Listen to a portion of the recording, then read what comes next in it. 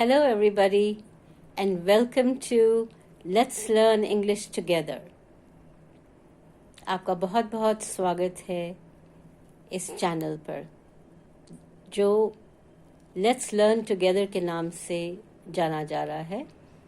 मैं उन सभी लोगों को हेल्प करना चाहती हूँ जो इंग्लिश में रुचि रखते हैं, जिनको इच्छा है कि वो इंग्लिश सीखें.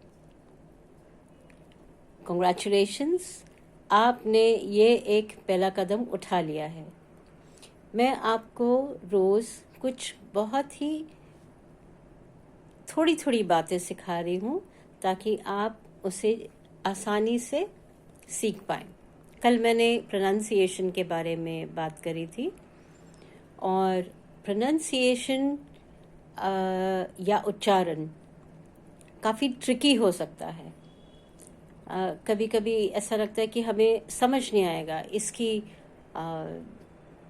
दो तरीके की प्रोनाउंसिएशन है, उच्चारण ही दो तरीके का है, तो कहाँ कब कैसे लगाएं. So any word which has two meanings of the same spelling is called a homogram. For example, उदाहरण के लिए जो शब्द जिनका मीनिंग, जिनका अर्थ दो से ज़्यादा है.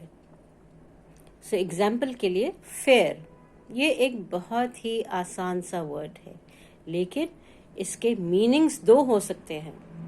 Now is that fair? क्या ये ठीक है? क्या ये उचित है? Wow, let's have a fair game. हमें ठीक से खेलना चाहिए. फेयर गेम मीन्स जिसमें कोई चालाकी, कोई चीटिंग नहीं हो. Let's play a fair game. अरे, this person, this girl has a fair complexion. That means इसका रंग साफ है. सो एक फेयर का मतलब हो गया उचित और एक फेयर का मतलब हो गया साफ. एक ही वर्ड है, स्पेलिंग्स भी एक ही हैं, FAIR. अब इसके साथ साथ हम कुछ और उदाहरण लेते हैं ताकि आपको इस कॉन्सेप्ट को समझना आसान हो जाए. A simple word is wind. Not so simple? Okay, wind. Both are same. The spellings are the same. दोनों की स्पेलिंग सेम है.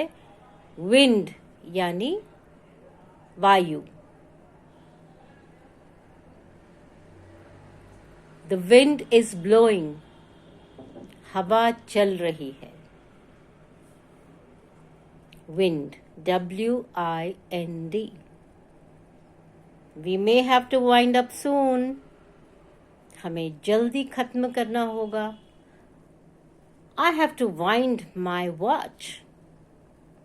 मुझे अपनी घड़ी को चाबी देनी होगी. चाबी घुमाने को भी wind बोलेंगे.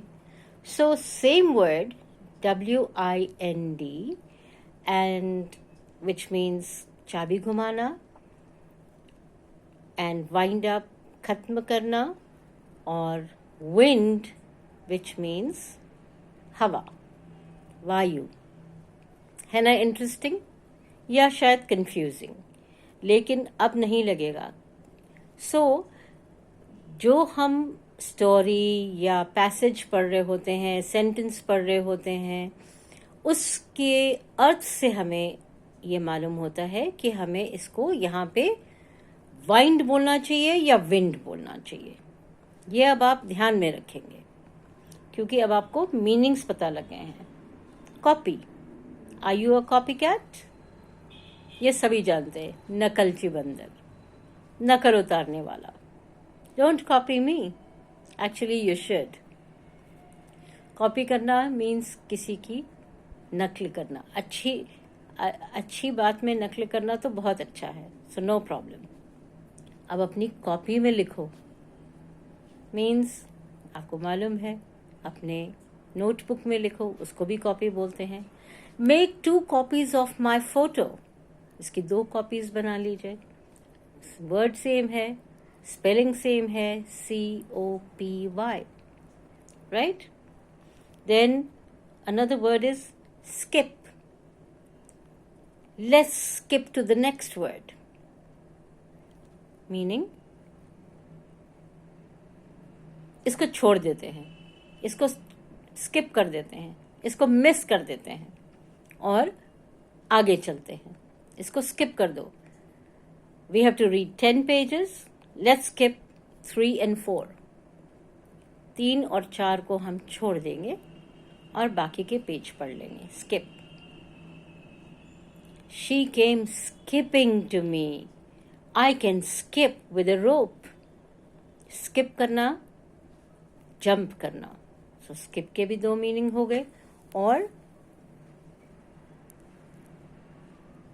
स्पेलिंग सेम रही। Yes, absolutely. Now didn't we say miss? Yes miss, you are right. Miss उसे कहते हैं, उन्हें एड्रेस करते हैं जिनकी शादी नहीं हुई होती। Remember when we were small we said miss, may I go to drink water?